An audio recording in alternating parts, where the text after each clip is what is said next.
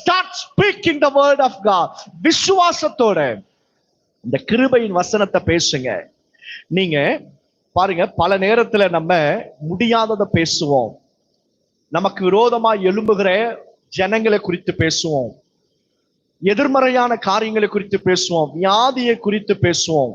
ஆனா இவைகள் எல்லாவற்றின் மத்தியில கிருபையின் வசனத்தை குறித்து நீங்க பேச பேச சூழ்நிலைகள் மாறும். சூழ்நிலைகள் வித்தியாசமா இருக்கிற சூழ்நிலைகள், எதிரடியாக இருக்கிற மனிதர்கள், சூழ்நிலைகள், அவை எல்லாவற்றையும் இந்த வசனத்தில் இருக்கிற வல்லமை மாற்றுவதை காண முடியும். அது மாத்திரமல்ல, நீங்க வசனத்தை பேச பேச நமக்குள்ள இருக்கிற விசுவாசம் பெருக ஆரம்பிக்கும். ஆமென் சொல்லுங்க. முதலாவது கர்த்தர் என்ன செய்யறார் பாருங்க, அவர் கிருபையின் வசனத்தை பேசும்போது விசுவாச கதவை, விசுவாசத்தின் கதவை கர்த்தர் திறக்கிறார். ஆமென் சொல்லுங்க. ஆமென், அல்லேலூயா. இந்த 7வது நாள் உபவாச ஜெபத்திற்கு வந்திருக்கிற கர்த்தருடைய பிள்ளைகளாகிய நம்மோடு கூட கர்த்தர் சொல்லுகிறார், விசுவாசத்தின் கதவுகளை நான் திறப்பேன். அல்லேலூயா. எப்போ திறப்பாராம் பாருங்க, நீங்க கிருபையின் வசனத்தை பேசும்போது, வியாதியை குறித்து பேசும்போது அல்ல, உங்க சத்துருக்களை குறித்து பேசும்போது அல்ல, ஐயோ எனக்கு அவங்க மந்திரம் வச்சுட்டாங்க, இவங்க மந்திரம் வச்சுட்டாங்கன்னு சொல்ற போது அல்ல, கிருபையின் வசனத்தை நீங்க பேச ஆரம்பிங்க, விசுவாசத்தின் கதவுகளை கர்த்தர் திறப்பா. ஆமென் சொல்லுங்க. ஆமென், அல்லேலூயா. அடுத்தது பாருங்க என்ன நடக்குது. அப்போஸ்தலர் நடபடிகள் 12வது அதிகாரம் 16வது வசனத்தை வாசிங்க. The book of Acts chapter 16, chapter 12 verse 16. 12வது அதிகாரம் 16வது வசனத்தை வாசிப்போம். அவன் இப்படி நிச்சயித்துக் கொண்டு, வேத வசனத்துல பாருங்க 12வது அதிகாரம் 16வது வசனம். அப்போஸ்தலர் 12:16. பேதுரு பின்னும் தட்டி கொண்டிருந்தான். அவர்கள் திறந்த பொழுது அவனை கண்டு பிரமித்தார்கள். பாருங்க, கதவை திறந்த உடனே பிரமித்தார்கள். அப்ப அவங்க கதவை பூட்டிட்டு என்ன பண்ணி கொண்டிருந்தாங்க? அதே அதிகாரத்தில் எழுதப்பட்டிருக்கு பாருங்க, வாசிங்க. இந்த 3ஆம் வசனத்தை வாசிங்க.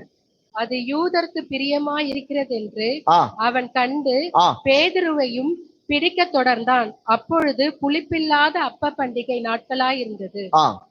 அவனை பிடித்து சிறைச்சாலையிலே வைத்து பஸ்கா பண்டிகைக்கு பின்பு ஜனங்கள் முன்பாக அவனை வெளியே கொண்டு வரலாம் என்று எண்ணி அவனை காக்கும்படி வகுப்புக்கு 4 பேர் சேவகர்கள் ஏற்படுத்தி 4 வகுப்புகளில் வசமாக ஒப்புவித்தான்.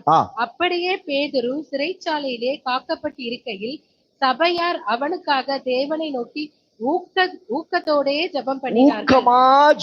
சொல்லுங்க, ஊக்கமான ஜெபம் சொல்லுங்க, வாயை திறந்து.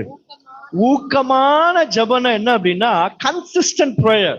7 நாள் ஜெபம் பண்ணி விடுறது கிடையாது. தொடர்ச்சியாக இந்த ஜெபம் நம்ம வாழ்க்கையில இருக்கணும். டெய்லி பிரேயர் இருக்கணும். கர்த்தருடைய ஆவியானவர் ஒரு அற்புதத்தை செய்கிற வரைக்கும் ஜெபத்தை விடக்கூடாது. ஆமென் சொல்லுங்க. ஆமென். இந்த சபையார் எப்படி ஜெபம் பண்ணாங்களாம், கதவை பூட்டிக்கிட்டு எல்லா சபையாரும் ஜெபம் பண்ண ஆரம்பித்தார்கள். யாருக்காக? சிறையில இருக்கிற பேதுரு எப்படியாயினும் விடுதலையாக வேண்டும் என்று. இவங்க கதவு பூட்டி ஜெபித்ததுனால சிறைச்சாலையினுடைய கதவை தேவ தூதன் திறந்தான். கர்த்தருடைய பிள்ளைகளை, உங்க அறை வீட்டுக்குள்ளாக நீங்க ஜெபிக்கிற ஜெபத்தை கர்த்தர் கேட்கிறார். உங்க ஜெப அறையினுடைய கதவை நீங்க பூட்டி ஜெபிக்கும் போது உங்களுக்காக கர்த்தருடைய ஆவியானவர் பிரமிப்பு உண்டாகுகிற கதவுகளை கர்த்தர் நமக்கு திறப்பார். ஆமென் சொல்லுங்க. ஆமென். இது முடியவே முடியாது, அவ்வளவுதான், இது முடிஞ்சிருச்சு என்று சொல்லுகிற சூழ்நிலைகளை கர்த்தர் மாற்றி பிரமிப்பு உண்டாகும்படியாய், ஆச்சரியங்கள் உண்டாகும்படியான கதவை கர்த்தருடைய ஆவியானவர் நமக்காக திறப்பார். எப்போ? நீங்க கதவை பூட்டி தேவ சன்னிதானத்துல ஊக்கமா ஜெபிக்கும் போது பரிசுத்த ஆவியானவர் சிறைச்சாலையுடைய கதவை தானாய் திறக்கும்படியாய் செய்வா. வலது கரத்தை மேல ஆமென் சொல்லிடுங்க. லைவ்ல பார்க்கிற நீங்களும் ஆமென் சொல்லிடுங்க. ஆமென், அல்லேலூயா. உங்க முழங்கால்கள் முடங்கினா உள்ளங்கை அளவு மேகம் எழும்பும். ஆயிட்டு சொல்லுங்க, என் முழங்கால் முடங்கினா உள்ளங்கை அளவு மேகம் எழும்போம். இன்னொரு வாட்டி சொல்லிடுங்க, என் முழங்கால் முடங்கினா உள்ளங்கை அளவு மேகம் எழும்போம். என் ஜபாரையை நான் பூட்டி கொண்டா கர்த்தர் எனக்காக கதவுகளை திறப்பா. பிரமிப்பு உண்டாகும்படியான கதவுகளை கர்த்தர் நிச்சயமாய் திறப்பா.